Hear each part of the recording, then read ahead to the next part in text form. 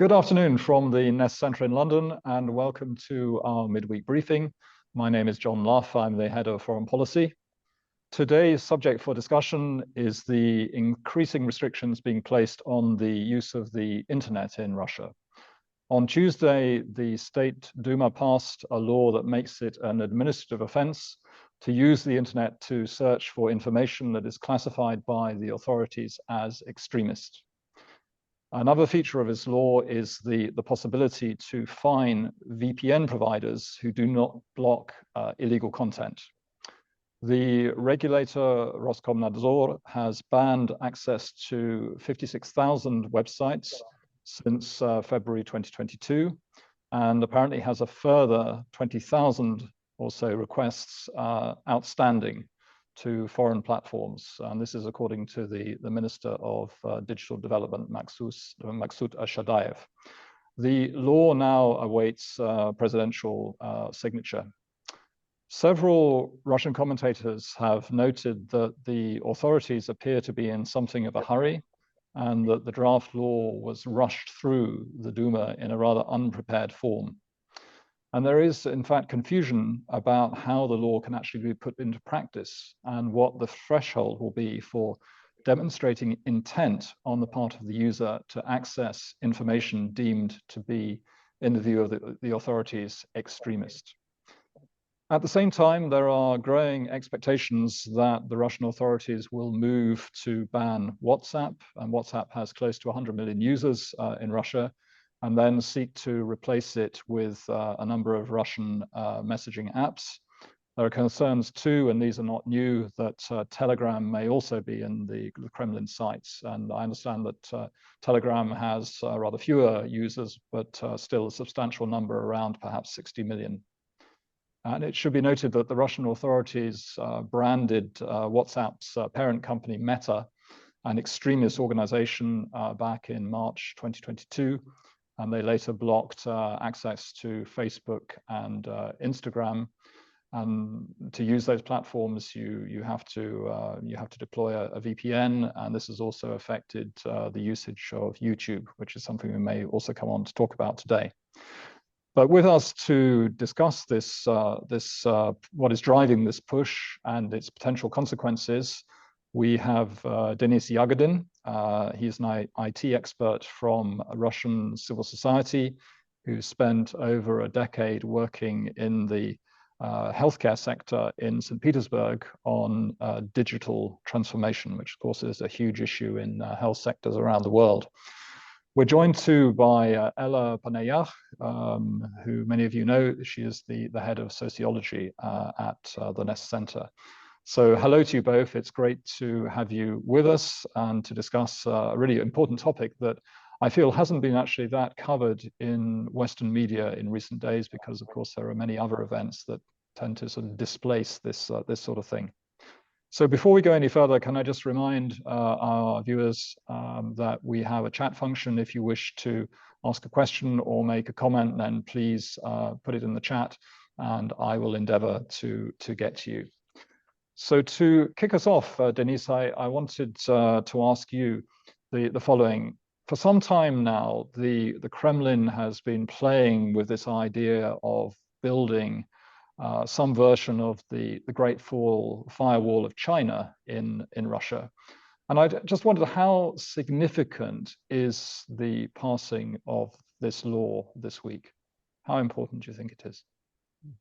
For the past few years, the technical part of making the internet inside Russia, the sovereign, they made a lot of big steps to make it like independent and or maybe even close it. And this step, like just people can't look for information they want. Maybe it's one of the last steps, and it makes their life much easier. So they can start punishing people for just looking for some information, and they have technical possibilities.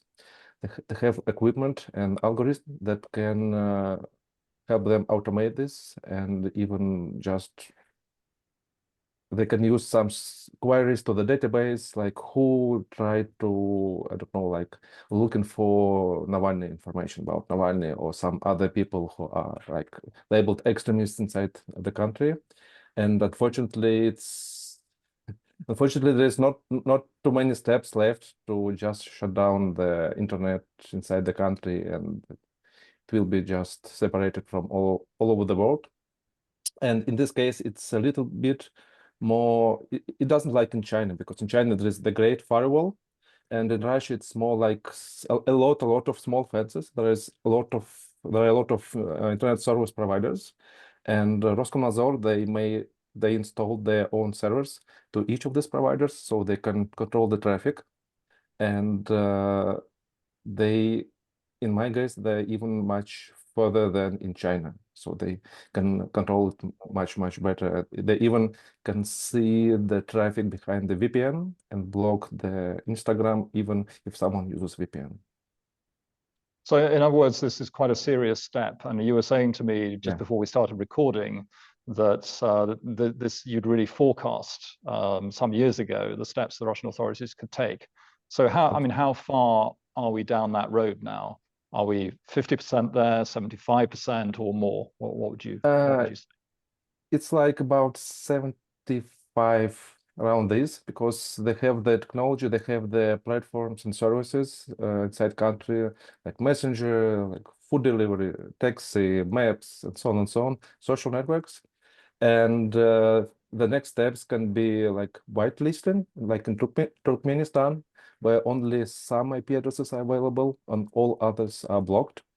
And then just shutting down the internet, like in North Korea, where people only can use international internet with the passport a couple of hours a day in some public places, unfortunately.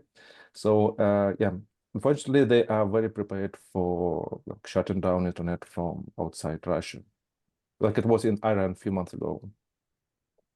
Because in Russia, there is very often a gap between what's written in the law and the implementation of the law. So in this case, we understand that the FSB has been a key driving force behind the adoption of this law, but they would then have to enforce it. And that surely places a huge burden on them and on the security services in general. But you think this is achievable? It's achievable from the technical part, but from what we see from the last 25 years of Putin, the Putin's Russia is more like terrorist state. They just pick some persons, and they punish them, so all others would be afraid. And again, like with the foreign agent law, they declared at first that the law will not be repressive, but now we can see it's repressive. So I'm pretty sure they will start just some cases. They need to understand the workflow, the paperwork, and so on. And later there will be much more cases, and this law is definitely a repressive law. Yeah. Interesting, because I noted yesterday that when I was reading up on this, that according to one of the authors of the law, they said that this they said in Parliament, this will not affect the overwhelming majority of Russian citizens because it only targets those people who use the internet for criminal purposes. They always say this: all the bad steps by any repressive government is for safety of the people and for the safety of the kids. That's always how they start in every country, especially in the repressive ones. So Yeah. I don't believe that. It's a kind of standard strategy, I guess. Ella, if I may, over to you, please. Can you tell us, are the authorities not concerned about taking measures that really affect so many ordinary people? And I also have the impression that the authorities are kind of just quite not just confident, but they are overconfident. How do you explain this? I think the authorities feel somehow that during the wartime, they kind of accumulated some resources of stability. There are lots of people who are beneficiaries of the war. In 2024, the number of people who reported that they are better off now economically than they used to be is more than 20%, and about the same amount of people feel that they're worse off. So the war have lots of beneficiaries, not limited to just, wealthy and corrupt and probably direct participants of the war. In 2025, the number are not that optimistic. The number of people who feel worse is about twice as big as the number of beneficiaries, but it's still great numbers. And there are other signs that people are kind of getting comfortable with the situation outside the front lines, the situation within the society. People who are against immigrating, people are against demoralized and atomized and silenced. So the dominating forces in the society now are people who are kind of happy with what's going on. They might be not happy with the war itself. Majority of Russians would like the war to stop. But for example, in half a year since February 2025, we see that the number of people who think the war is successful remains about the same, about 2/3 of society, a little bit more than now than it used to be in February. At the same time, the number of people who do not think that the war is going to end soon grew up practically twice, it practically doubled. And now we have 2/3 of the population who think that the war is going to last longer than by the end of this year. But at the same time, thirds of the population, including a little bit more than 2/3 of this part of the population, think that the war is still success. So this feeling, the authorities in Russia want to diminish the connectivity of Russian society for a very, very long period of time, well before the war started. And I think they take steps to this direction wherever they can. And I think now they probably rightfully think that they have some flexibility, that they have some resources that they can, like political resources, they can spend on this. And people are not happy with these problems with the internet that the new laws bring. They are not. But given this, like the level of social peace the government thinks it has now, probably they can afford this small, fall in their ratings. But isn't there, Ella, isn't there an irony here? Because what you're suggesting is that the society is quite quiescent. It's the authorities feel that people are largely supportive. Society is relatively atomized and can be controlled. But at the same time, the authorities seem to be in a hurry to push through this legislation. So why are they in a hurry? I describe it not to hurry, but to willingness to sneak this legislation in. The way they went about passing this legislation by adding these parts into a very different part of legislation that had been discussed in its first reading already. It's a typical trick that Russian lawmakers usually use, not when they want to rush the legislation, but when they want to get as much noise around it as they can. Understood. So Denis, back to you. I want to sort of follow up on this point. Why do you think the authorities are doing this now? Is there something specific they fear?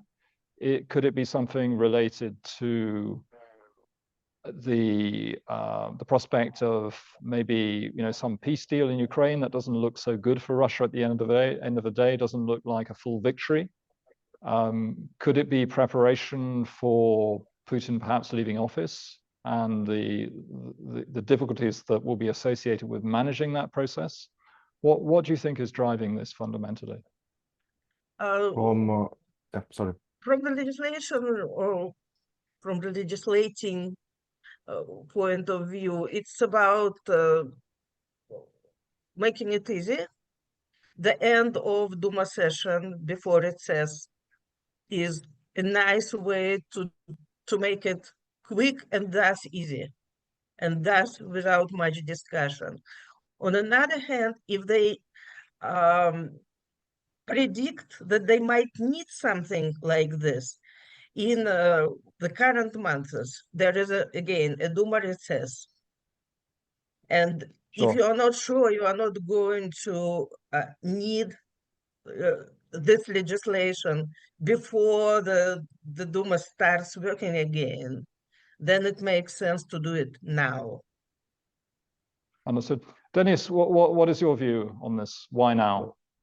One, I have 2 points for this. One is like a little bit conspiracy, because from what we see from all these years, if something happens, some laws and so on very fast, so it usually maybe the Putin wants them. So that's why they try to hide it and so on and so on. Maybe, I don't know, it's conspiracy. Another one, I guess they're out of the ways to control the information flows.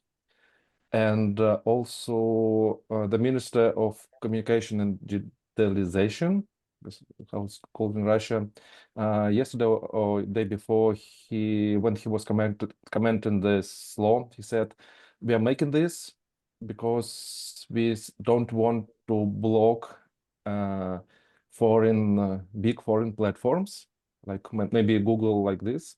And then he added yet. So maybe, yeah, that's the decision. So let's block the Google or just punish the people if they search for something they don't want. And in this case, the Russia also different from China, because from what we see about China, in China, they don't try to block all information. They're just trying to make it very, very hard to access this information. And we see that, for example, they implement some new algorithms of internet blocks and VPNs before some big events like Tiananmen Square event and so on. And then after a couple of weeks, when developers find the workarounds, the VPNs again working. But in Russia, they won't just block, so just forbid people from accessing any information. Yeah, understood. Although my information is that the presidential administration was slightly taken by surprise by the way this law was inserted into Parliament, and it was not a completely happy process. It was a little bit chaotic. So who knows what sort of coordination there might be or there might not be in this case. But Denis, just to continue with you for a moment, I want to ask you specifically about WhatsApp. And this is obviously a very popular messaging platform in Russia, despite the fact that it's Western. And there were reports last week citing sources in the Kremlin saying it's 99% certain that it will be blocked because of FSB pressure. But I mean, will the authorities really want to take down something as popular as WhatsApp and replace it with Max and other options? 1 year ago, before the August last year, many people still didn't believe that they will block the YouTube. They didn't block it, but they throttled it a lot. So it's almost impossible to use YouTube, but no one believed in it. So, and it was only a matter of time, and the same with the WhatsApp. I know that WhatsApp, they tried to play some game with the Kremlin. For example, WhatsApp, they has this not group chats, the channels, like in Telegram, but the channels not implemented for the Russian accounts because someone from president administration told them, please don't do it or we'll just block you. And when I was talking to Meta, people from Meta and WhatsApp, so do you understand that this is just a matter of time when they will block you anyway? And they said, yes, we understand it, but we want to give people ability to use our platform as long as possible. So my guess is even in WhatsApp, they knew and believed that someday they will be blocked. So just maybe not last year, maybe not tomorrow, but maybe in a year it will be blocked. So, I mean, if you're a Russian user of WhatsApp at the moment, can you update the software? Yes. You can. WhatsApp is not deleted from the app stores. Like, for example, Apple deletes the VPNs and you can't update a lot of VPN applications, but you can update WhatsApp. Yeah, you can use it, so it works for now. Ella, back to you, and let's just stay on WhatsApp for a moment, and perhaps Telegram as well. I mean, in terms of a response from society, is there going to be a problem here if the authorities take such a bold step? Well, previous steps like this made people nervous. They notice it. They talk about it as, for example, one of the events of the week they noticed. There was some untypical reaction to this last piece of legislation. We have a petition online, which we didn't have for a very, very long time. We had a picket near the Duma, something that reminds me of somewhat 2018, not later than that. Closing WhatsApp would piss off people, but I'm not sure it would make them angry enough to do something, frankly. Okay, well, that It's is, of going course, to an affect important... ratings, that's going to affect other things, and the Kremlin usually reacts to this kind of feelings of people if they are reflected in data. But it typically reacts by doing something that they think would fix the ratings. Okay, understood. And Denis, question to you about Telegram. It has a significantly smaller number of users, but it still seems to be very important for, let's say, the Z bloggers. It's in use by the army in Ukraine. I mean, it's an important platform. So would the authorities really want to take this down? That's a good question, because if you just look maybe for statistics of Telegram channels, Telegram is more like pro-Kremlin and Z social network than for activists and anti-war and anti-Kremlin. Maybe that's why Telegram's still feeling good inside the country. Yeah, but anyway, Telegram, they can't get access to all the messages and closed group chats and so on. Because if they do this, they will people stop using them all around the world. And from other side, if like Kremlin, FSB, they don't get access to the inside of the communication, they also don't have any way but to ban the Telegram. That's why they're making this Messenger Max, so they can just see what people are talking about. Even in the personal communication, in closed group chats and so on. So again, my guess is that Telegram will be difficult for Telegram, but it will be working longer than WhatsApp, because they're just trying to communicate some way, and there are just rumors that maybe some Russian oligarch, they invested in Telegram. So the Telegram, they have some maybe lobby inside the country, but FSB, it's just again a matter of time when they push forward. Okay, well, you've been good with your predictions so far, so I will Unfortunately, go with that one. Ella, back to you. How effectively can the Kremlin monitor public opinion in these conditions when people are obviously frightened about expressing an opinion? This is something that continually puzzles me. We assume that the Kremlin has got a kind of good understanding of what society is thinking and how it will react to certain things. Not very effective. We usually see Kremlin reacting to very small decline in traditional polls, in their ratings, in traditional big pollster organization that simply they are not that precise for this kind of decline to be seriously significant. It might be mathematically significant, but not in real life. I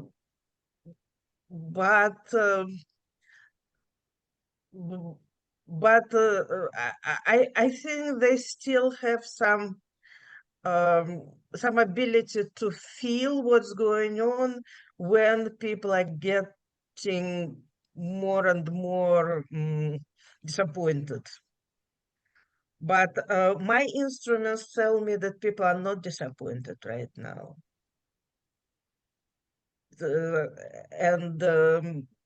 I think their guts tell them the same, that their base is probably even bigger than it used to be, that the society adjusted to the war of current intensity.